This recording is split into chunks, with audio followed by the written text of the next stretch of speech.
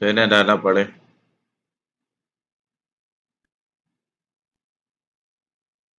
Recording in progress.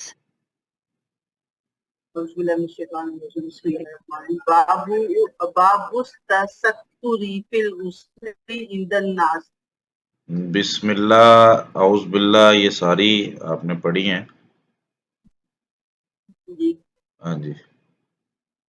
تو یہ ادھر ثابت تو نہیں ہے پڑھنا.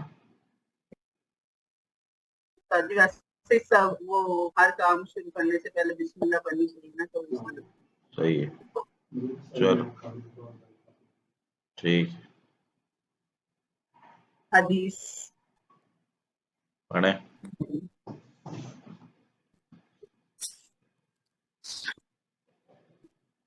عن ابی نصر مولا عمر بن عبید اللہ ان ابا مرتا مولا ام ہانی بنت ابی طالب اخبرہ انہ سمع ام ہانی بنت ابی طالب تقول ذهبت الى رسول الله صلی اللہ علیہ وسلم مع عام الفتح فوجدته يغتسل وفاطمة تستره فقال من هذه فقلت انا ام ہانی. بسم اللہ الرحمن الرحیم الحمد للہ والصلاۃ والسلام علی رسول اللہ اشہد ان لا الہ الا اللہ وحدہ لا شریک لہ واشہد ان محمدا عبدہ ورسولہ صلی اللہ علیہ وسلم. باب التستر فی الغسل عند الناس. اگر لوگ موجود ہوں تو پردہ کر کے اور کسی ایسی جگہ پر جہاں لوگ نہ دیکھ سکیں، اور اگر لوگ سامنے موجود ہوں تو کوئی اوٹ اور کپڑا وغیرہ وہاں پہ لٹکا لیا جائے، تو پھر جو ہے نا وہ اس کو اس جگہ پہ غسل کیا جائے. یہ عنوان امام بخاری رحمۃ اللہ علیہ نے قائم کیا ہے. تو اس میں جو حدیث ہے وہ ابو مرہ رحمۃ اللہ علیہ مولا ام ہانی بنت ابی طالب، ام ہانی رضی اللہ تعالیٰ عنہ کا آزاد کردہ غلام ہے. ان سے جو ہے نا وہ ام ہانی یہ سیدنا علی رضی اللہ تعالیٰ عنہ کی بہن ہے. اخبرہ انہ سمع ام ہانی بنت ابی طالب، انہوں نے ام ہانی رضی اللہ تعالیٰ عنہ سے سنا تقول فرما رہی تھی ذهبت الى رسول اللہ صلی اللہ علیہ وسلم عام الفتح، میں رسول اللہ صلی اللہ علیہ وسلم کے پاس گئی فتح مکہ کے سال. فوجدتہ، تو میں نے آپ صلی اللہ علیہ وسلم کو پایا یغتسل، آپ غسل کر رہے تھے. یعنی جب میں وہاں پہ گئی تو آپ صلی اللہ علیہ وسلم غسل فرما رہے تھے. تو وفاطمہ تو تسترہ، اور فاطمہ رضی اللہ تعالیٰ عنہ نے وہ چادر وغیرہ وہاں پہ پکڑی ہوئی تھی یا اس طرف بیٹھی ہوئی تھی کہ کوئی اس طرف نہ چلا جائے. تو وہ جو پردہ اور چادر لٹکائی ہوئی تھی وہاں پہ فاطمہ رضی اللہ تعالیٰ عنہ نگرانی میں موجود تھی. فقالا، تو آپ سے وسلم نے پوچھا من ہی یہ کون آیا ہے. فقلت، تو میں نے کہا انا ام ہانی، میں ام ہانی ہوں. تو اس حدیث سے کئی ایک مسئلے پتہ چلتے ہیں. سب سے پہلا مسئلہ تو یہ ہے جو امام بخاری رحمۃ اللہ علیہ نے قائم کیا ہے کہ لوگ جب موجود ہوں تو لوگوں کی موجودگی میں ہمیں باپردہ ہو کر غسل کرنا چاہیے. اگر پردہ وہاں پہ موجود نہیں ہے تو کپڑوں سمیت غسل کر لیں، یعنی کپڑوں سمیت بندہ نہا لے. لیکن جو ہے نا وہ ننگا جسم کر کے نہانا وہ درست نہیں ہے. دوسرا اس سے یہ مسئلہ پتہ چلا کہ گھر کے اندر واش روم وغیرہ بنانا یہ جائز ہے اور گھر کے اندر غسل کرنا جائز ہے. اسی طریقے سے یہ بات بھی اس سے پتہ چلی کہ جو ہے نا وہ غسل کرتے ہوئے بات کی جا سکتی ہے. واش روم میں اگر بیت الخلاء میں بندہ قضاء حاجت کر رہا ہے تو اس وقت بات کرنا منع ہے. لیکن اگر کوئی غسل خانے میں ہے اور غسل کر رہا ہے تو وہ بات کر سکتا ہے. جیسے نبی صلی اللہ علیہ وسلم نے پوچھا من حاضی، یہ کون ہے. تو آپ صلی اللہ علیہ وسلم غسل فرما رہے تھے نا، تو غسل فرماتے ہوئے آپ صلی اللہ علیہ وسلم نے یہ پوچھا. تو جو ہے نا ام ہانی رضی اللہ تعالیٰ نے جواب دیا کہ انا ام ہانی، میں ام ہانی ہوں. تو نہاتے ہوئے بات کرنے میں کوئی مسئلہ نہیں ہے، کوئی مذائقہ نہیں ہے اور نہ ہی منع ہے، بلکہ نبی کریم صلی اللہ علیہ وسلم نے کی ہے.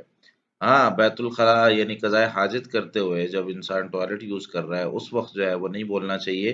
لیکن اس میں بھی کئی دفعہ اس طرح کی کوئی سچویشن آ جاتی ہے، کوئی مجبوری بن جاتی ہے، جیسے پانی ختم ہو گیا ہے یا کوئی اور حادثہ ہو گیا ہے، تو اس میں بندہ جو ہے نا وہ آواز لگا کے کسی کو بتا سکتا ہے، اپنی خبر دے سکتا ہے. جی کلثوم پڑھیں.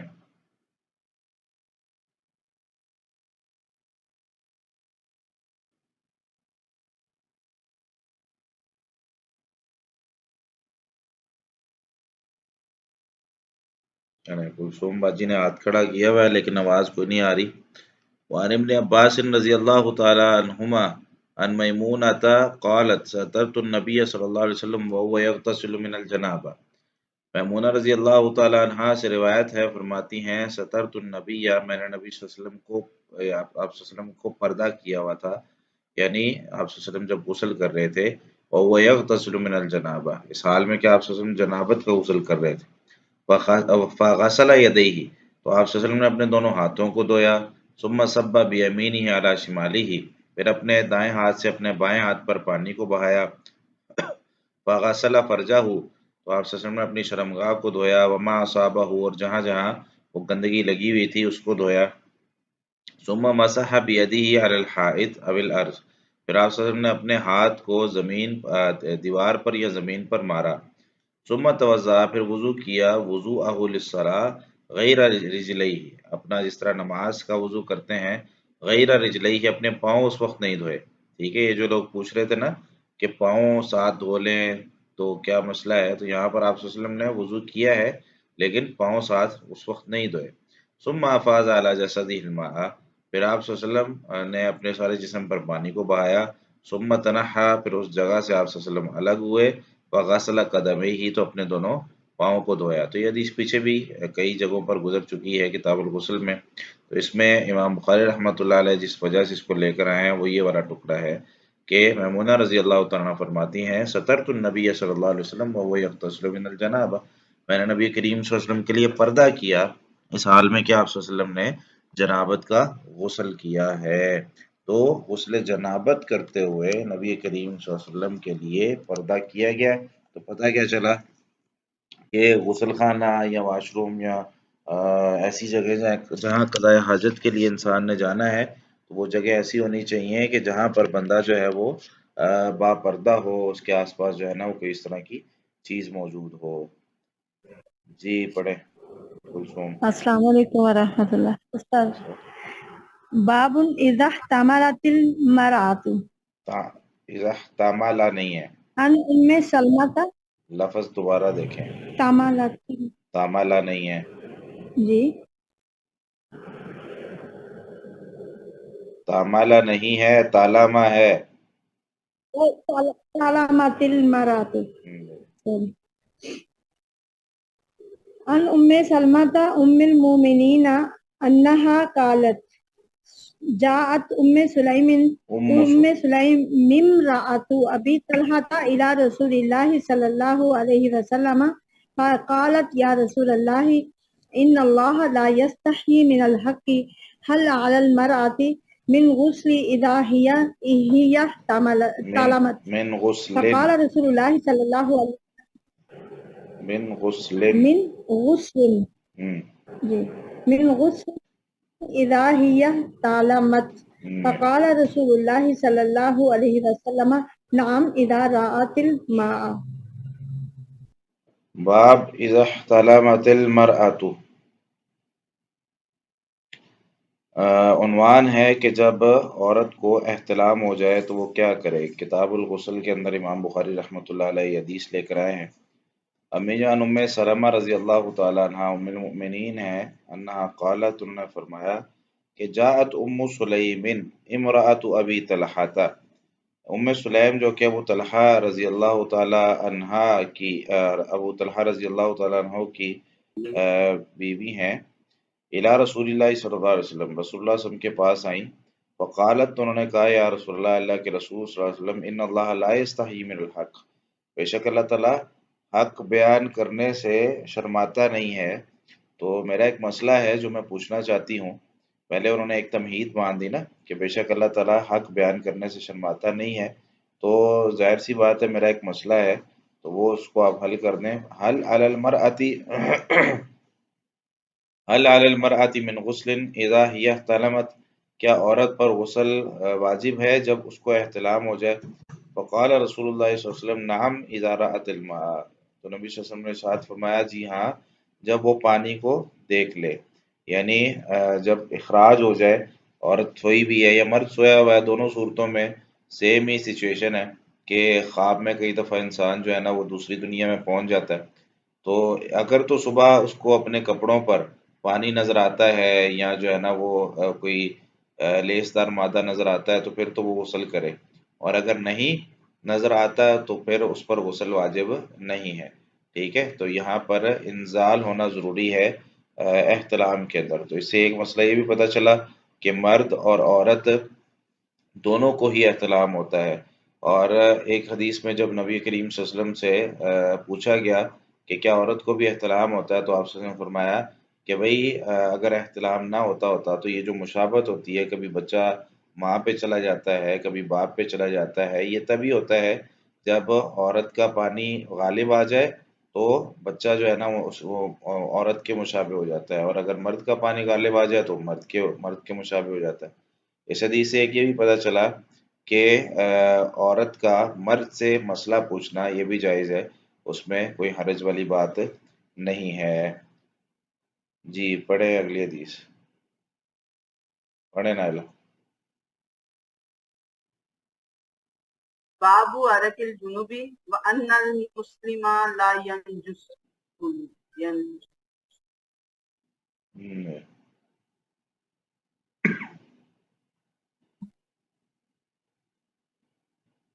عن ابي هريره ان النبي صلى الله عليه وسلم لقيه في بعض طريق المدينه وهو جنوب فانخنست منه فذهب فاغتسل ثم جاء فقال اين كنت يا ابا هريره قال كنت جنوبا فكرهت ان اجالسك وانا على غير طهارة فقال سبحان الله ان المسلم لا ينجس۔ باب عرق الجنوب وان المسلم لا ينجس، جنبی شخص کا پسینہ، اس پہ امام بخاری رحمۃ اللہ علیہ نے عنوان قائم کیا ہے کہ جنبی شخص کے ہاتھ کو ہاتھ لگ جائے اور جنبی شخص کے جسم کے ساتھ کوئی چیز اگر ٹچ ہو جائے، جیسے اس کا پسینہ وغیرہ ہمارے کسی جسم کے حصے کو لگ جاتا ہے، تو کیا ہم بھی نجس ہو جائیں گے؟ اور اسی طریقے سے وَأَنَّ الْمُسْلِمَ لَا يَنْجُسُ، آپ صلی اللہ علیہ وسلم نے یہ جو فرمایا کہ بے شک مسلمان نجس نہیں ہوتا، اس کا کیا مطلب ہے؟ اور یہ جو عنوان ہے امام بخاری رحمۃ اللہ علیہ قائم کر کے یہ حدیث لے کر آئے ہیں 283 نمبر، سیدنا ابو ہریرہ رضی اللہ تعالیٰ عنہ سے کہ ان نبی صلی اللہ علیہ وسلم لقیہ فی بعض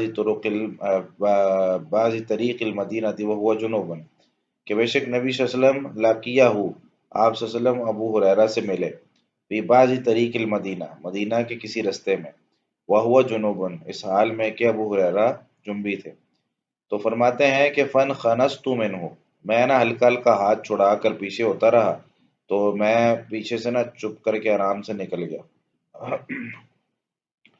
فذهب، تو آپ صلی اللہ علیہ وسلم چلے گئے، یا سیدنا ابو ہریرہ رضی اللہ تعالیٰ عنہ فرماتے ہیں کہ وہ چلے گئے، سیدنا ابو ہریرہ، ابو رافع کہتے ہیں کہ ابو ہریرہ چلے گئے، فاغتسل، اور انہوں نے غسل کیا، ثم جاء، پھر وہ آگے، وقال، تو آپ صلی اللہ علیہ وسلم پوچھا، این کنت یا ابا ہریرہ، ابو ہریرہ آپ کہاں چلے گئے تھے؟ قال، تو میں نے کہا، کنت جنوبا، میں جنبی تھا اللہ کے رسول صلی اللہ علیہ وسلم، فکرہت ان اجالسک، تو میں نے ناپسند کیا کہ میں آپ کے ساتھ مجلس کروں، آپ کے ساتھ بیٹھوں، وانا علی غیر طہارہ، اس حال میں کہ میں جو ہے نا وہ غسل میں نے کیا ہوا نہیں ہے۔ فقال، تو آپ صلی اللہ علیہ وسلم نے تعجب سے فرمایا، سبحان اللہ، اس طرح ہم نہیں کہتے، پیچھے بھی اس پر تفسیر گزر چکی ہے، سبحان اللہ، ابو ہریرہ ان المسلم لا ینجس، مومن نجس نہیں ہوتا۔ تو اس حدیث سے کئی ایک مسئلے پتہ چلے۔ سب سے پہلا مسئلہ تو یہ کہ سیدنا ابو ہریرہ رضی اللہ تعالیٰ عنہ نبی کریم صلی اللہ علیہ وسلم کے ساتھ یا آپ صلی اللہ علیہ وسلم صحابہ کے ساتھ ایک دوستانہ اور ایک پیار محبت والا ایک ان کا تعلق ہوتا تھا، رستے پہ چلتے چلتے کئی دفعہ ہاتھ بھی پکڑ لیتے تھے، کئی دفعہ جو ہے نا وہ ویسے ہی ساتھ اپنے صحابہ کرام کو چلا لیتے تھے۔ تو استاد کے ساتھ چلنا اور اسی طریقے سے یہ نبی کریم صلی اللہ علیہ وسلم کے ساتھ صحابہ کرام کا چلنا، یہ اس حدیث سے ثابت ہوتا ہے۔ اور اس سے یہ پتہ چلا کہ سیدنا ابو ہریرہ رضی اللہ تعالیٰ عنہ، فن خرستو کا معنی ہوتا ہے کسی کے ہاتھ میں ہمارا ہاتھ ہے اور میں آہستہ آہستہ اس کو چھڑا کر نا پیچھے کی طرف نکل جاؤں اس کو بتائے بغیر، تو سیدنا ابو ہریرہ رضی اللہ تعالیٰ عنہ نے اس کو ناپسند کیا، یار یہ اچھا نہیں ہے کہ نبی کریم صلی اللہ علیہ وسلم مجھے اب کہیں بٹھا لیں گے، میں بیٹھا رہوں گا تو میں نہ جا کے غسل کراتا ہوں۔ تو فذهب فاغتسل، گئے غسل کر کے واپس آ گئے۔ تو نبی صلی اللہ علیہ وسلم نے پوچھا ابو ہریرہ کدھر چلے گئے تھے؟ تو فرمایا کہ کنت جنوبا، میں جنبی تھا، فکرہت ان اجالسک، تو میں جنبی حالت میں آپ کے ساتھ بیٹھنا مجھے اچھا نہیں لگ رہا تھا۔ تو نبی صلی اللہ علیہ وسلم نے یہاں پر یہ بات ارشاد فرمائی کہ ان المسلم لا ینجس، مومن جو ہے وہ نجس نہیں ہوتا۔ تو اس سے ایک تو یہ پتہ چلا کہ غسل جنابت کو تھوڑا لیٹ کیا جا سکتا ہے۔ اگر تو لیٹ نہ کیا جا سکتا ہوتا تو نبی صلی اللہ علیہ وسلم فرماتے ٹھیک ہے ابو ہریرہ تم نے بالکل ٹھیک کیا ہے، غسل جنابت کو لیٹ نہیں کرنا چاہیے، اور جب بھی کوئی اس طرح کا معاملہ ہو تو فوری طور پر جاؤ، پہلے غسل کرو اور اس کے بعد جو ہے نا وہ آپ کسی مجلس میں یا کسی کے ساتھ ملاقات کرو۔ اور اس سے یہ بھی پتہ چلا کہ صحابہ کرام بھی مثال کے طور پر غسل واجب ہے لیکن وہ باہر گلی میں گھوم رہے ہیں، تو غسل جنابت ابھی نہیں کیا ہوا تو بندہ اپنا کوئی ضروری کام جو اس کا پہلے ہے وہ کر سکتا ہے، غسل جنابت کو تھوڑا لیٹ کیا جا سکتا ہے۔ اور اس سے ایک بہت بڑا اصول یہ پتہ چلتا ہے کہ جو جنبی شخص ہے، چاہے وہ مرد ہے چاہے عورت ہے، اس کی وہ جنابت جو ہے نا اس کے جسم میں نہیں ہے۔ ہاں کچھ عبادات سے منع کر دیا گیا ہے کہ حالت جنابت میں نماز نہیں پڑھنی، حالت جنابت میں مسجد میں نہیں جانا، ٹھیک ہے، کچھ عبادات منع کر دی گئی ہیں کہ حالت جنابت میں جو ہے وہ طواف نہیں کرنا، لیکن اس کا یہ مطلب نہیں ہے کہ کچھ بھی نہیں کر سکتے، حالت جنابت میں ذکر و اذکار کر سکتے ہیں، حالت جنابت میں جو ہے وہ کوئی اور اس طرح کی کوئی نیکی کرنی ہے تو وہ کر سکتے ہیں، جو منع ہے بس وہ نہیں کرنا۔ اور اسی طریقے سے ان المسلم لا ینجس، مسلمان نجس نہیں ہوتا، ایک روایت میں ان المؤمن لا ینجس، مومن نجس نہیں ہوتا، تو اس کا مطلب یہ ہے کہ ظاہری طور پر اس کے ہاتھ، اس کے پاؤں، اس کا جسم وہ نجس نہیں ہے، وہ کوئی بھی چیز کھا بھی سکتا ہے، کسی کو کوئی چیز بنا کے دے سکتا ہے، مثلا خواتین ہیں ان کے خاص ایام چل رہے ہیں تو وہ کچھ بھی اپنے گھر کے کام کاج کر سکتی ہیں، اسلام نے یہ ان کو عزت دی ہے۔ پہلے کیا ہوتا تھا، پہلے دور میں کہ جب عورت کے ایام شروع ہوتے تھے تو اس کو گھر کے کونے پہ بٹھا دیا جاتا تھا اور اس سر پہ اپنی مینگنیاں ڈال رہی ہوتی تھی، تو اسلام نے عزت دی ہے، اسلام نے کہا ہے کہ نہیں، یہ ہمارے جو ہے نا درمیان جس طرح عام لوگ رہتے ہیں اسی طرح رہیں گے، تو اب تو کسی کو پتہ بھی نہیں چلتا کہ کیا معاملات ہیں کیا نہیں، تو اللہ تعالیٰ نے عزت بھی رکھی ہے، اس کا احترام بھی اس کو دیا ہے، اور پھر اس کو اتنی بڑی ایک نعمت عطا کی کہ تمہارے ہاتھ، تمہارے پاؤں، تمہارے جو جسم ہے ظاہری طور پر یہ نجس نہیں ہے، ہاں اس حالت میں تم نے نماز نہیں پڑھنی ہے، اس حالت میں طواف نہیں کرنا ہے۔ جی کلثوم پڑھیں۔ باب الجنوب يخرج ويمشي في السوق وغيره. وقال عطاء يحتجم الجنوب ويكلم أظفاره ويحلق رأسه وإن لم يتوضأ. جی عن باب، قتادة أن أنس بن جی پڑھ لیں آپ پڑھ لیں۔ عن قتادة أن أنس بن مالك حدثهم أن نبي الله صلى الله عليه وسلم كان يطوف على نسائه في الليلة الواحدة وله يومئذ 9 نسوة. جی باب الجنوب یخرج ویمشی فی السوق وغیرہ، اس طرح میں نے پچھلی حدیث سے جو مسئلہ نکالا ہے وہی امام بخاری رحمۃ اللہ علیہ نے یہاں پر ذکر کیا ہے کہ جنبی شخص جو ہے یخرج گھر سے نکل بھی سکتا ہے، ویمشی فی السوق بازاروں میں چل بھی سکتا ہے، وغیرہ اور کسی اور جگہ اس کو جانا ہے تو وہ جا بھی سکتا ہے، اور اسی طریقے سے امام عطا رحمۃ اللہ علیہ فرماتے ہیں یحتجب الجنوب، جنبی شخص جو ہے نا وہ حجامہ بھی لگوا سکتا ہے، یہ جو کپنگ آج کل ہوتی ہے وہ لگوا سکتا ہے، وہ یقلم اظفارہ، اور اپنے ناخن بھی کاٹ سکتا ہے، ویحلق رأسہ، اپنے سر کو مونڈ بھی سکتا ہے، وإن لم یتوضأ، اگرچہ اس نے وضو نہ کیا ہو۔ تو اس میں جو حدیث لے کر آئے ہیں وہ حدیث وہی پیچھے جو گزر چکی ہے سیدنا انس بن مالک رضی اللہ تعالیٰ عنہ سے، کہ سیدنا انس بن مالک رضی اللہ تعالیٰ عنہ نے اپنے شاگردوں کو یہ حدیث بیان کی کہ ان نبی اللہ صلی اللہ علیہ وسلم کان یطوف علی نسائہ فی اللیلۃ الواحدہ، نبی صلی اللہ علیہ وسلم اپنی بیویوں پر چکر لگایا کرتے تھے، یعنی بیویوں سے تعلقات قائم کیا کرتے تھے ایک ہی رات میں، وَلَهُ يَوْمَئِذٍ 9 نسوہ، اور آپ صلی اللہ علیہ وسلم کی اس وقت 9 بیویاں تھیں، یعنی ایک بیوی کے پاس آپ صلی اللہ علیہ وسلم گئے ہیں اور وہاں سے جب فارغ ہوئے تو پھر دوسری بیوی کے پاس گئے، تو یہ جو رستے میں چلنا ہے ایک بیوی کے گھر سے لے کے دوسری بیوی کے گھر تک، یہ جو امام بخاری رحمۃ اللہ علیہ نے اس جو ہے نا لفظ سے یہ استدلال کیا ہے کہ جو ہے نا وہ اگر کوئی شخص جنبی ہے تو جنبی حالت میں وہ اپنے کام کاج کر سکتا ہے، چل سکتا ہے، گھر سے نکل سکتا ہے. تو یہ مسئلہ پیچھے بھی گزر چکا ہے کہ جنبی شخص جو ہے وہ اس کا جو جسم ہے وہ نجس نہیں ہے، وہ اپنے کام کاج کر سکتا ہے اور غسل جنابت کو تھوڑا سا مؤخر بھی کیا جا سکتا ہے. جی پڑھیں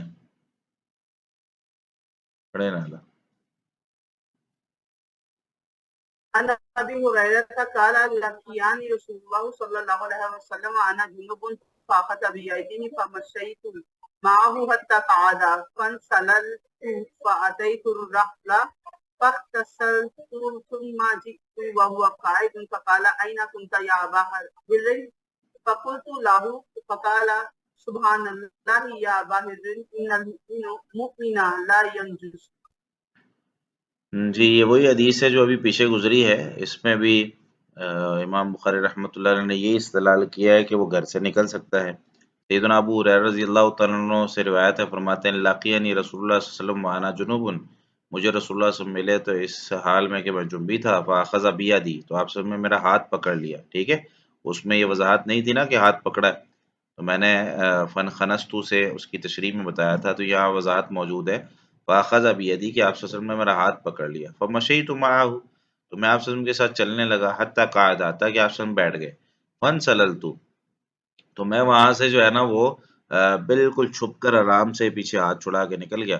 فاتیت الرحلہ، تو میں گھر آیا. فاغتسلت، میں نے غسل کیا. ثم جئت وهو قاعد، پھر میں واپس آیا تو آپ صلی اللہ علیہ وسلم بیٹھے ہی ہوئے تھے. فقال، تو آپ صلی اللہ علیہ وسلم نے فرمایا این کنت یا ابا ہر، ابو ہریرہ آپ کہاں تھے؟ تو یہاں ابو ہریرہ کو ہر کہا ہے. ٹھیک ہے، تو اگر کوئی شخص، کوئی استاد کو اپنے شاگرد کا کوئی نام رکھ دیتا ہے پیار سے، اور اس کا کوئی شاگرد کو جو ہے نا وہ شاگرد اس کو غلط سینس میں نہیں لیتا ہے، یا شاگرد اس کو پسند کرتا ہے، یا پیار اور محبت سے اس نام کو پکارا جاتا ہے، تو اس نام کو رکھنا جائز ہے. جس طرح یہاں نبی صلی اللہ علیہ وسلم نے ابو ہریرہ رضی اللہ تعالیٰ عنہ کو تو ہریرہ کو ہر کر دیا. فقلت له، تو میں نے آپ صلی اللہ علیہ وسلم کو وجہ بیان کی کہ یا رسول اللہ یہ وجہ تھی. تو آپ صلی اللہ علیہ وسلم نے کیا فرمایا؟ سبحان اللہ یا ابا ہر ان المؤمن لا ینجس. تو یہ مومن کے لفظ یہاں پر آگے ہے کہ ابو ہریرہ بے شک مومن نجس نہیں ہوتا. اس کی تشریح پیچھے گزر چکی ہے. جی جی. باب قینونۃ الجنوب فی البیت اذا توضأ قبل ان یغتسل. جی عن ابی سلمۃ قال سألت عائشہ اکان النبی صلی اللہ علیہ وسلم یرقد وهو جنوب قالت نعم ویتوضأ. باب قینونۃ الجنوب فی البیت. قینونہ کانا یکونو سے ہے، یعنی جنبی کا گھر کے اندر ٹھہرے رہنا. جنبی شخص اپنے گھر میں تھوڑی دیر ٹھہر بھی سکتا ہے، یکدم اس کو جلدی سے غسل کرنا ضروری نہیں ہے. اذا توضأ قبل ان یغتسل، ہاں وضو کر لے، ٹھیک ہے، اپنی شرمگاہ کو دھو لے، وضو کر لے، اس کے بعد وہ فجر تک جو ہے نا آرام سے بیٹھ سکتا ہے اور انتظار بھی کر سکتا ہے. اور خاص طور پہ یہ رمضان میں ایک جو ہے نا مسئلہ پوچھا جا رہا ہوتا ہے کہ جنبی شخص جو ہے وہ کیا حالت جنابت میں سحری کھا سکتا ہے، یا کہ اس کو جو ہے نا غسل کر کے ہی سحری کھانی چاہیے. تو اس کا اس سوال کا جواب بھی مل جائے گا کہ بھئی نماز کے لیے جو ہے وہ غسل ضروری ہے، سحری کھانے کے لیے غسل ضروری نہیں ہے، روزہ رکھنے کے لیے غسل ضروری نہیں ہے. تو اس وقت تک بندہ جو ہے نا وہ حالت جنابت میں رہ سکتا ہے. ہاں جلدی غسل کر لے تو اچھی بات ہے، لیکن اگر نہیں کرتا ہے تو اس میں کوئی مسئلہ نہیں ہے. اس میں جو حدیث ہے وہ سیدنا ابو سلمہ رضی اللہ تعالیٰ عنہ فرماتے ہیں سالت عائشہ تھا، میں نے عائشہ رضی اللہ تعالیٰ عنہ سے پوچھا اکان نبی صلی اللہ علیہ وسلم یرقد وهو جنوب، کیا نبی صلی اللہ علیہ وسلم جنبی حالت میں سو جایا کرتے تھے؟ قالت، انہوں نے فرمایا نعم، جی ہاں، ویتوضأ، وضو کر کے سوتے تھے، یعنی وضو کرتے تھے آپ صلی اللہ علیہ وسلم اور وضو کر کے سو جاتے تھے، اور پھر غسل کرنے کے لیے صبح جب اٹھتے تھے تو غسل کر لیتے تھے. تو اس سے پتہ چلا کہ غسل کو لیٹ بھی کیا جا سکتا ہے اور گھر میں بندہ ٹھہر بھی سکتا ہے. پچھلا جو عنوان تھا کہ باہر بھی نکل سکتا ہے، چل بھی سکتا ہے، تو یہاں پہ ہے کہ گھر میں بھی ٹھہر سکتا ہے. جی کلثوم پڑھیں. باب نوم الجنوبی.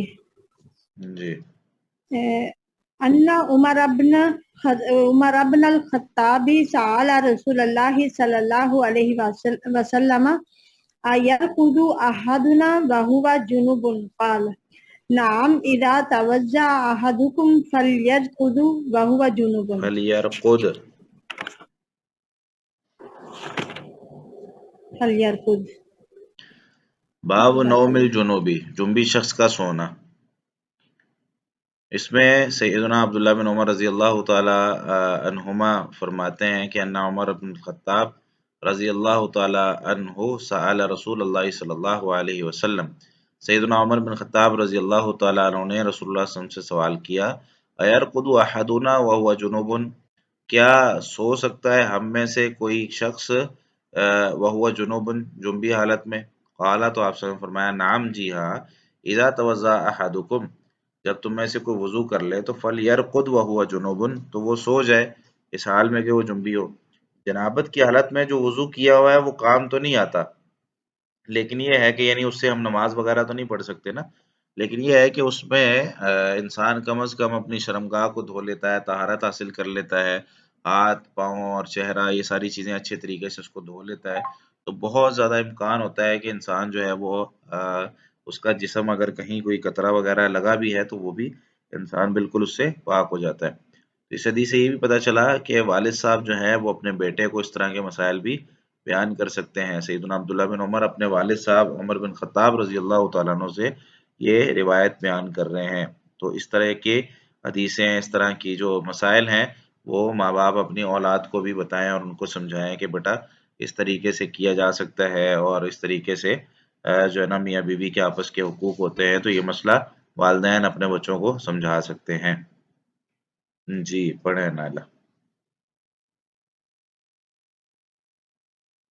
باب جنوبی يتوضأ ثم ينام. جی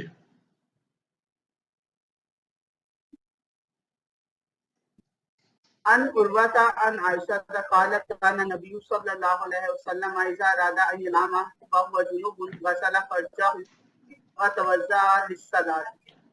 جی اس میں مزید وضاحت موجود ہے. باب الجنوبی یتوضأ ثم ینام، ایک جنبی شخص ہے وہ وضو کرتا ہے اور پھر سو جاتا ہے، تو کیا یہ درست ہے؟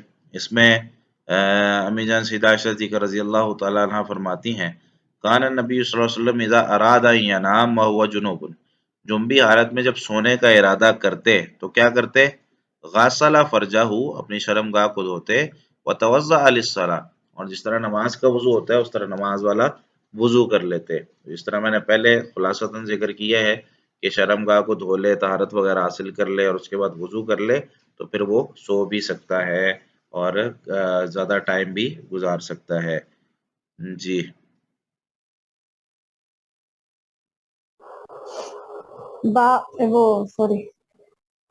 عن عبداللہ بن عمر قال استفتى عمر النبي صلی اللہ علیہ وسلم اینام احدنا وهو جنوب قال نعم اذا توضأ.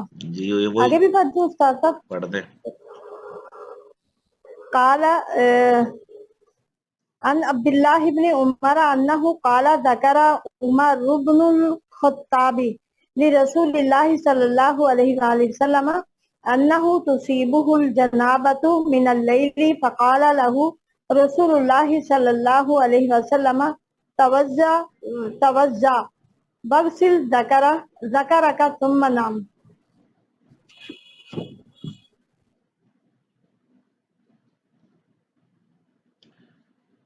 جی تو اس میں سیدنا یہ وہی حدیث ہے جو ابھی پیچھے گزری ہے. سیدنا عبداللہ بن عمر رضی اللہ تعالی عنہما نے روایت کیا ہے کہ استفتیٰ عمر النبی صلی اللہ علیہ وسلم، فتویٰ طلب کیا، فتویٰ مانگا عمر رضی اللہ تعالیٰ عنہ نے نبی صلی اللہ علیہ وسلم سے، اینام احدنا وهو جنوب، کیا ہم میں سے کوئی جنبی حالت میں سو سکتا ہے؟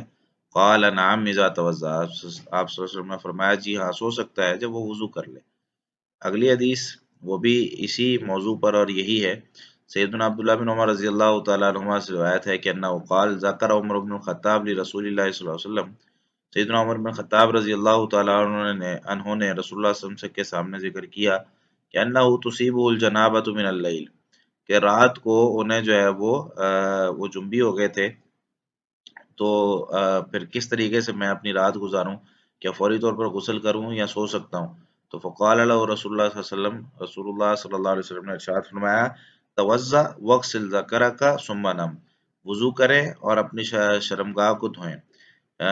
اس میں جو ہے نا وہ یہ جمع کے لیے آتی ہے واو، یعنی ترتیب نہیں ہے کہ پہلے وضو کرنا ہے اور پھر شرمگاہ کو دھونا، نہیں، اپنی شرمگاہ کو دھوئیں، وضو کریں، ثم نم، پھر آپ سو جائیں۔ ٹھیک ہے، تو یہ نم فعل امر ہے، پھر آپ سو جائیں۔ وغسل ذکرک توضا، یہ بھی فعل امر ہے، تو پتہ کیا چلا کہ یہ ضروری ہے، وضو کر کے سونا چاہیے۔ اگر کوئی سونا چاہتا ہے تو وضو کر لے، طہارت حاصل کر لے اور اس کے بعد سو جائے، اور غسل کر لے تو زیادہ بہتر ہے۔ جی باب اذا تقل ختانانی. ہاں جی، اذا التقى الختانان۔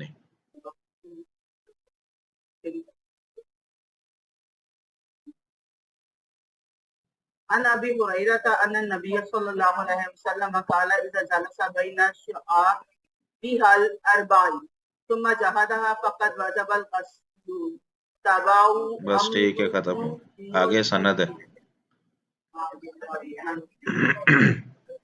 باب اذا التقى الختانان، عنوان ہے کہ جب دو شرمگاہیں آپس میں مل جائیں، ختانان مرد کی اور عورت کی شرمگاہ کا آپس میں ملنا ہے، ٹھیک ہے، یعنی شادی کے بعد جب وہ آپس میں تعلقات قائم کرتے ہیں تو اس وقت جو ہے وہ کب غسل واجب ہوگا؟ کیا انزال کے بعد غسل واجب ہوگا یا آپس میں جو ہے نا ملنے پر ہی غسل واجب ہو جائے گا؟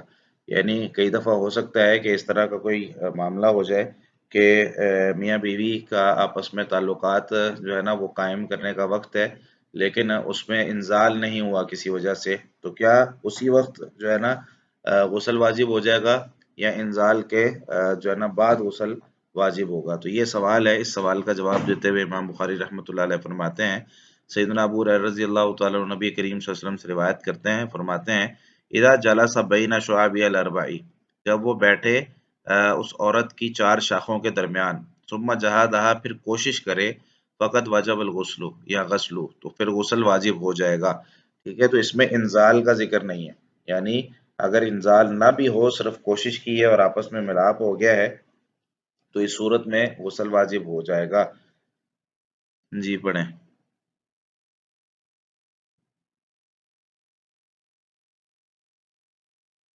باب غسل ما يصيب من فرج المرأة. جی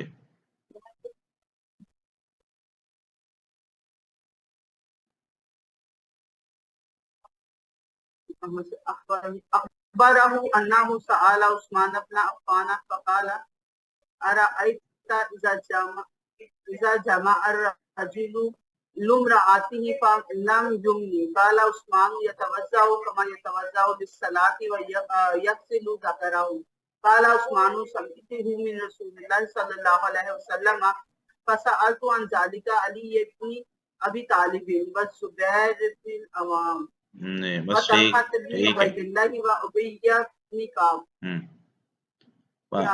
فامروا بذلك۔ چلیں، باب غسل ما یصیب من فرج المرأة، اگر باب ہے غسل ما یصیب من فرج المرأة، عورت کی شرمگاہ سے اگر انسان جو ہے نا وہ اس کے قریب ہو جائے تو کیا پھر وہ جو ہے نا وہ غسل کرے گا یا وضو کرے گا اور اپنی شرمگاہ کو دھو کے سو جائے گا؟ اس میں سیدنا زید بن خالد الجہنی رضی اللہ تعالیٰ عنہ فرماتے ہیں کہ انہوں نے سیدنا عثمان بن عفان رضی اللہ تعالیٰ عنہ سے سوال کیا، ارأیت اذا جامع الرجل امرأته فلم یمنی، کیا خیال ہے آپ کا، آپ کیا سمجھتے ہیں اس مسئلے کے حوالے سے کہ جب اور مرد جو ہے وہ اپنی بیوی سے تعلقات قائم کرے، فلم یمنی، اور اس کی منی خارج نہیں ہوئی، انزال نہیں ہوا، تو کیا کرے، وہ غسل واجب ہے اس پر؟ تو عثمان رضی اللہ تعالیٰ فرمانے لگے یتوضأ کما یتوضأ للصلاۃ، تو وہ وضو کرے گا جس طرح نماز کے لیے وضو کرتا ہے، ویغسل ذکرہ، ویغسل ذکرہ، اور اپنی شرمگاہ کو دھو لے گا۔ عثمان رضی اللہ تعالیٰ فرماتے ہیں کہ یہ میں نے رسول اللہ صلی اللہ علیہ وسلم سے سنا تھا، اور فسألت عن ذلك علی بن ابی طالب، زبیر بن عوام طلحہ بن عبید اللہ ابی بن کعب فامروہ بذالک، تو انہوں نے بھی ان کو اسی بات کا حکم دیا۔ تو یہ حدیث پہلے کی ہے، شروع میں نا نبی صلی اللہ علیہ وسلم نے یہ بات ارشاد فرمائی تھی کہ الماء من الماء، غسل کا پانی جو ہے نا وہ تب استعمال کرنا ہے جب انزال ہو جائے، اور جب تک جو ہے نا وہ اخراج نہیں ہوتا تب تک غسل نہیں کرنا۔ تو پہلے کی حدیثیں ہیں یہ۔ اس کے بعد پھر آپ صلی اللہ علیہ وسلم نے یہ بات ارشاد فرما دی تھی جو پچھلی حدیث گزری ہے کہ بس تعلقات قائم کرنے کے لیے اگر شرم گاہیں آپس میں مل گئی ہیں، انزال نہیں بھی ہوا تو بھی غسل فرض ہو جاتا ہے۔ جی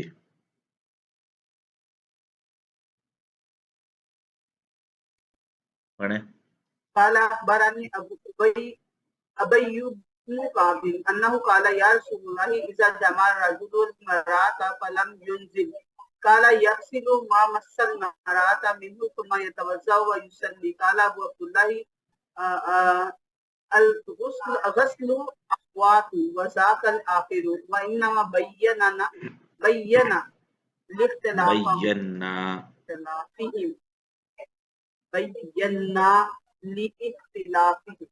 جی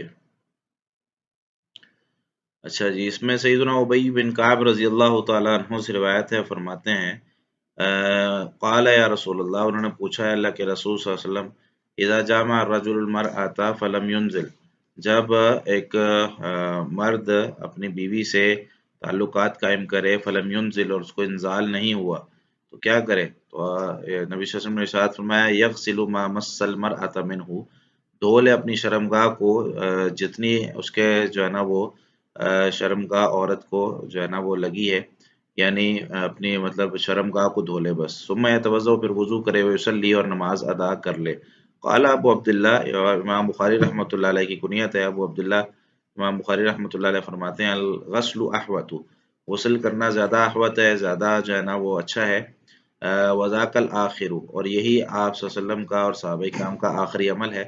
وانما بینا لاختلافہم، ہم نے جو ہے نا یہاں مختلف احادیث جو ذکر کی ہیں وہ ان کے اختلاف کی وجہ سے ذکر کی ہیں کہ کچھ جو ہے نا حدیثوں میں یہ ہے کہ وہ نہ کرے، کچھ میں ہے کہ کرے، تو میرے نزدیک امام بخاری رحمۃ اللہ علیہ فرماتے ہیں غسل کرنا احوط ہے، اور یہی صحیح بات ہے کہ غسل کرنا جو ہے وہ نبی صلی اللہ علیہ وسلم کی جو غسل کی حدیثیں ہیں وہ بعد کی ہیں، اور پہلی جو حدیثیں ہیں وہ یعنی صرف وضو کرنے کی وہ جو ہے نا پہلے کی ہیں، تو جو بعد کی حدیثیں ہوتی ہیں ان کو لیا جاتا ہے، اور جو پہلے کی ہوتی ہیں ان کو کہا جاتا ہے کہ یہ حدیثیں منسوخ ہو چکی ہیں، یعنی ناسخ اور منسوخ کا جو علم ہے وہ یہاں پر آپ لوگوں کو سمجھ میں آ جائے گا کہ کچھ احادیث یا کچھ جو ہے نا وہ اسلام کے معاملات وہ شروع کے ہوتے ہیں، اور اس کے بعد جو ہے نا وہ کوئی اور بات کہی جاتی ہے، کوئی اور چیز کہی جاتی ہے کہ بھائی اب جو ہے نا وہ یہ عمل بدلا جا رہا ہے، اب کیونکہ کئی ایک معاملات اس کے ہو سکتے ہیں، شروع میں آسانی کے لیے کچھ چیزیں کہی جاتی ہیں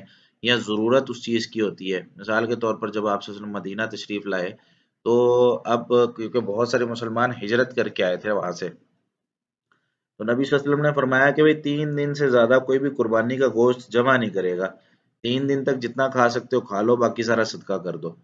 تو اس کے بعد جب اہل مدینہ جو لوگ وہاں سے مکہ سے ہجرت کر کے آئے تھے وہ لوگ بھی وہ تھوڑے سے جو ہے نا وہ ان کی تجارت چل پڑی، کھانا پینا ان کا اچھا ہو گیا، تو صحابہ کرام نے پھر سوال کیا یا رسول اللہ اب کتنے اب تو وہ معاملہ ختم ہو گیا، تو 3 دن کے لیے کرنا ہے یا اس سے زیادہ بھی رکھ سکتے ہیں؟ تو آپ نے فرمایا ٹھیک ہے، کلو وادخروا وتصدقوا، اب کھاؤ بھی، ذخیرہ بھی کرو اور صدقہ بھی کرو۔ تو ایک چیز آپ صلی اللہ علیہ وسلم نے پہلے منع کی کسی خاص ضرورت کی بنا پر، اور پھر اس کو جائز قرار دے دیا۔ اسی طریقے سے پہلے آپ صلی اللہ علیہ وسلم نے آسانی کے لیے یہ بات کہی کہ بھائی اب جو ہے نا پہلے معاملات کم ہوں گے، پانی کم ہوگا، یا کوئی اور وجہ بھی ہو سکتی ہے کہ بھائی آپ صرف یہ اتنا کر لیں اور اس کے بعد جو ہے نا وہ آپ سو جائیں، یا اپنا جو ہے نا معاملات آپ کر سکتے ہیں، نماز پڑھ سکتے ہیں، لیکن اگر جو ہے نا وہ پھر بعد میں کہہ دیا گیا کہ آپ جو ہے نا وہ اب غسل کریں گے اگر اگرچہ جو ہے وہ انزال نہیں ہوتا ہے۔ جی تو یہ ہمارا جو ہے نا وہ احادیث تھی کتاب الغسل کی، یہ آج کتاب الغسل ہماری ختم ہو گئی ہے، تو میرے خیال سے کتاب الحیض جو ہے وہ ہم کل شروع کریں گے، تو اس میں کوئی سوالات ہیں تو آپ پوچھ سکتے ہیں۔ Recording stopped.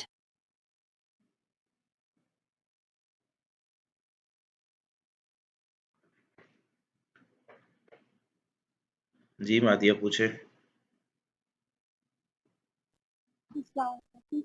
وعلیکم السلام. استاد صاحب، اگر جنبی حالت میں سونا ہے تو اس کے لیے ضروری ہے کہ وضو کریں یا ویسے بھی سو سکتے ہیں؟ اس میں ابھی جو حدیث ہم نے پڑھی تھی تو اس میں نبی صلی اللہ علیہ وسلم نے حکم دیا ہے نا سیدنا عمر رضی اللہ تعالیٰ عنہ کو. تو حکم جب آپ صلی اللہ علیہ وسلم کا آ جائے نا تو اس میں اس کو پھر ضروری قرار دے دیا جاتا ہے. وضو کر کے سونا چاہیے. ٹھیک ہے. اور ایک اور سوال ہے کہ آپ کہہ رہے تھے نا کہ بیت الخلاء میں بول نہیں سکتے اور غسل خانے میں پھر بھی بول سکتے ہیں. جی تو اب تو بیت الخلاء اور غسل خانہ ایک ہی ہے. ہاں، اس میں یہی ہے کہ وہ جو اس کی حد بندی ہے نا اس کا جو بارڈر بنا ہوا ہے وہ ظاہر سی بات ہے بیت الخلاء کے لیے ایک الگ جگہ ہوتی ہے، ایک الگ سائڈ ہے یا وہ تھوڑی سی اونچی بنا دی جاتی ہے تو وہ الگ ہے، غسل خانہ الگ ہے. ٹھیک ہے، اگرچہ دروازہ نہیں لگا ہوا. ٹھیک. یعنی اس دور میں بھی آپ دیکھیں نا کہ بیت الخلاء اور قضائے حاجت کی جو جگہ تھی، یہ جو غسل خانہ ہے اس میں کوئی درمیان میں دروازے تو نہیں نہ ہوتے تھے. وہیں گھر کے اندر ہی جو ہے نا وہ ایک جگہ خاص بنائی ہوئی ہے قضائے حاجت کے لیے، اسی کے آس پاس کہیں دوسری جگہ پہ غسل کر لیا جاتا تھا. تو یہ قریب قریب ہو سکتے ہیں، اس میں کوئی ایشو نہیں ہے. اس کے آداب الگ ہیں، اس کے آداب الگ ہیں. جی جی نیلا پوچھے. السلام علیکم. وعلیکم السلام. استاد صاحب، میرا سوال ہے کہ اگر ہم نماز پڑھ رہے ہیں اور ہم نے پہلی رکعت میں رفع یدین کیا ہے جی اور دوسری رکعت میں ہم بھول گئے ہیں ٹھیک تو ہے. اس پر گناہ تو نہیں ہوتا؟ نہیں، رفع الیدین اگر رہ جائے تو گناہ نہیں ہے. جان بوجھ کے نہیں چھوڑنا چاہیے، لیکن رہ جائے تو اس پہ کوئی گناہ نہیں ہے. ٹھیک ہے، جزاک اللہ خیر.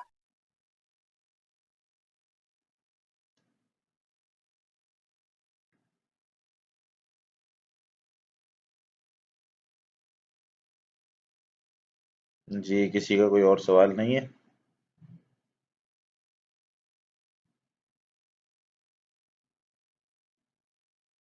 استاد جی، جب وضو کرتے ہیں تو کہا ہے کہ کتے کا پانی کتے کا منہ اگر پانی میں چلا جائے تو وہ پانی پلید ہو جاتا ہے، وضو نہیں کر سکتے. جی اور اگر اس کا بال چلا جائے پانی میں، کس کا؟ کتے کا، کتے کا تو بال. اس پانی سے وضو ہوگا کہ؟ کتے کا بال تو نجس نہیں ہے نا، وہ حدیث پیچھے پڑھ کے تو آئے ہم اچھا. کہ کتے کا پسینہ، کتے کا جو بال ہے، کتے مسجد نبوی میں آتے جاتے رہتے تھے لیکن ہم مسجد نبوی کو دھوتے نہیں تھے.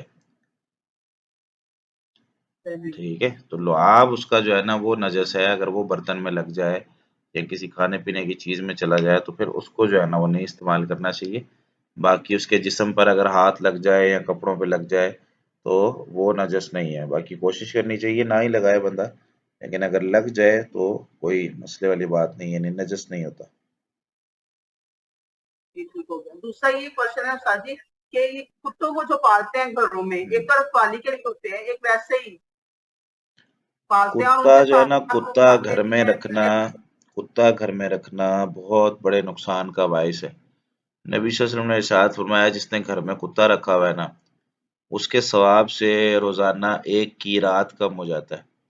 صحابہ نے پوچھا 1 قیرات کتنا ہوتا ہے؟ فرمایا احد پہاڑ جتنا، یا ایک بہت بڑے پہاڑ جتنا. تو اتنی ہماری نیکیاں نہیں ہوتی جتنی ہماری کم ہو جاتی ہے، تو اس لیے کتا جو ہے نا وہ نہیں پالنا چاہیے. ہاں اگر شکار کے لیے رکھنا ہے یا ریوڑ کی رکھوالی کے لیے رکھنا ہے یا کسی خاص چیز کی سیکیورٹی کے لیے جس طرح آج کل استعمال ہوتے ہیں تو وہ ایک الگ میٹر ہے. لیکن اس کو پالنا اور اس کو جو ہے نا وہ محبت اس سے کرنا اور اس طرح کے معاملات وہ درست نہیں ہے، اسلام نے سے منع کیا ہے. جی بینش.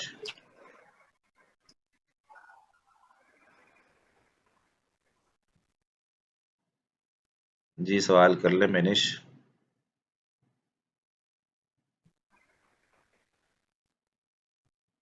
شمیم آپ کر لیں. السلام علیکم ورحمۃ اللہ وبرکاتہ. وعلیکم السلام. جی ابھی یہ جو ٹاپک چل رہا ہے تو اسی میں ہے کہ جیسے بچے جو ہیں وہ کتے کو ہاتھ لگا لیتے ہیں، اس کو پیار کرتے ہیں نا بچے چھوٹے، جی کسی بھی اس کو جانور ہاں جی. یا جانور کو، وہ گیلا نہ ہو. کچھ لوگ کہتے ہیں گیلا ہوگا تو وہ ناپاک ہے، اور اگر سوکھے کو لگا لیں تو وہ ناپاک نہیں ہوتا. دونوں طرح تو کیا ٹھیک. ایسا صحیح ہے؟ دونوں طرح ہی ایک سیم ہی حالت ہے اس کی. ویسے ہاتھ تو دھوئیں گے لیکن نپاکی کا وہ نہیں آئے گا. ہاں تو ہاتھ دھو لیں بس، ٹھیک ہے، کافی ہے. چل جزاک اللہ خیر. جی السلام علیکم ورحمۃ اللہ وبرکاتہ. ہاں، شیخ صاحب ایک 2 بچیوں کا سوال آیا ہے، ایک کی بیٹی ہے اور ایک کا بیٹا ہے. صحیح ہے. ان کے ساتھ نے کہا ہے کہ اب 2 دفعہ پیمپر ان کا چینج کریں گی، ہوں، یعنی بغیر اگر انہوں نے وضو کیا ہوا تھا نماز کے لیے جی. تو بچے کا پیمپر چینج کرنا پڑے تو نہ کہ آپ کو وضو دوبارہ کرنا پڑے گا. نہیں، ہاتھ دھو لیں کافی. بہت شکریہ. ہاں جی، کیونکہ ہاتھ پہ کوئی چیز لگ جائے اس سے وضو نہیں ٹوٹتا، بس ہاتھ دھو لیں کافی.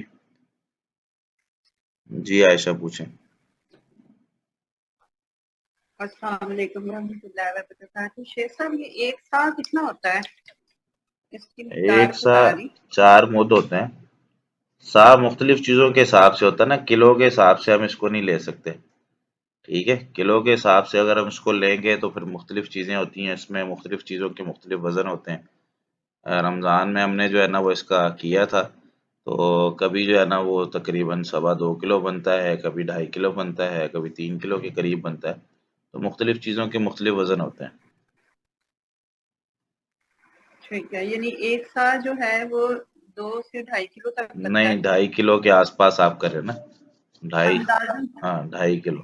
چلو ٹھیک ہے. اور ایک مد؟ ایک مد یہ عام طور پہ ایک نارمل بندے کے دونوں ہاتھوں کو ملائیں، اس کو بھریں، جتنا چیز اس میں آ رہی ہے اس کو ایک مد کہتے ہیں. 4 مد مل کر ایک سا بنتا ہے. اچھا صحیح. اور ایک مد یعنی ویسے اگر اس کا ہم وزن کریں تو اندازن بتا دیں. وزن کے حساب سے ظاہر سی بات ہے، اب وہ ایک سا ہے، اس کو آپ 4 حصوں میں تقسیم کر لیں. اگر 2.25 کلو آپ نے کیا ہے، اس کو 4 حصوں میں تقسیم کر دیں کہ 600-700 گرام بن جائے گا.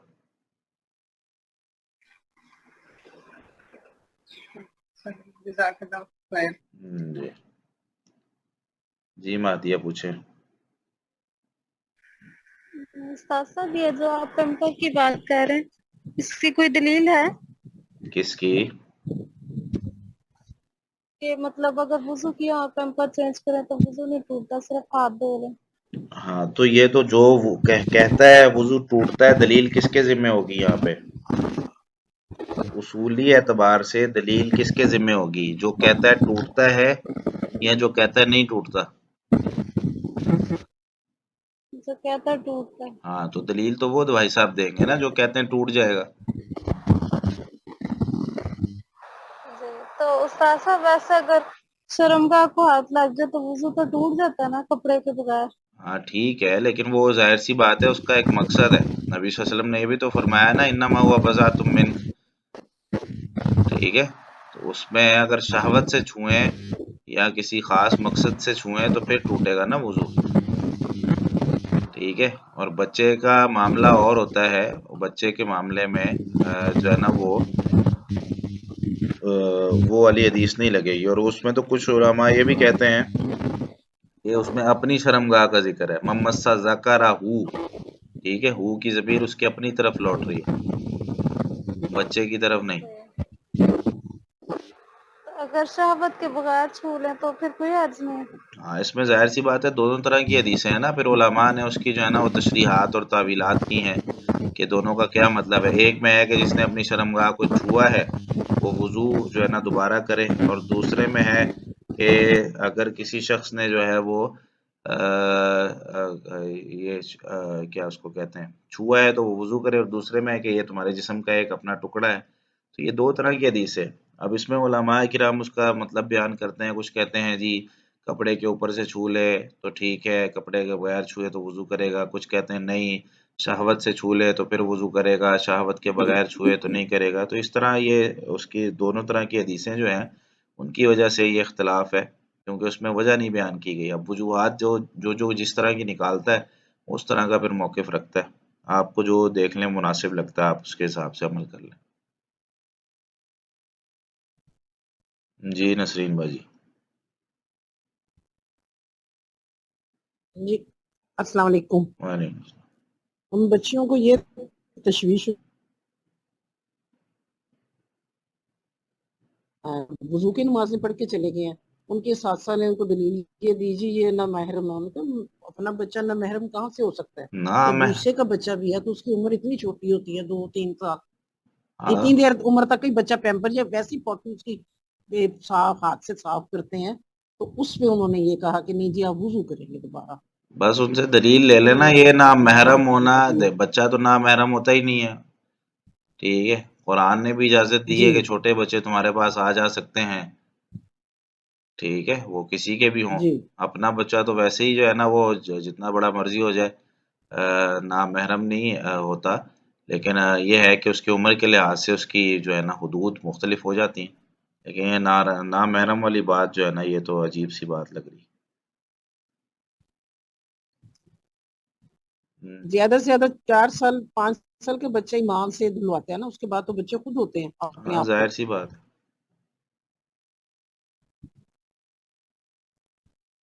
जी और कोई सवाल?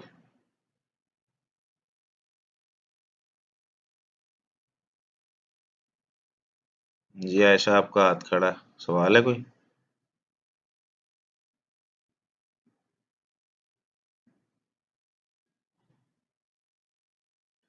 चलें ठीक है जी, बहुत शुक्रिया, जज़ाकुमुल्लाह खैरन। अल्लाह ताला आप सबको बरकत दे। बारकल्लाहु फीक।